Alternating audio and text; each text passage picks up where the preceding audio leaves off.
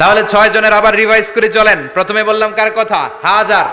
হাজারের জীবনী থেকে শিক্ষা কি? খাইয়া ফেলাইছি। শিক্ষা কি?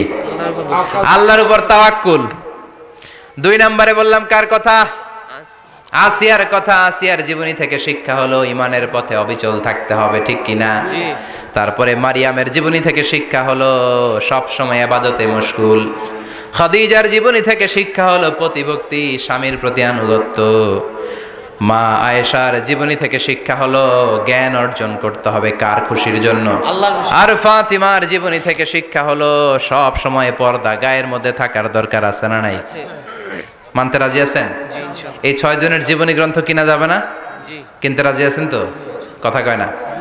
সবাই রাজি? নাইস ওয়াচ, ইসলাম প্রচারে এক ধাপ এগিয়ে।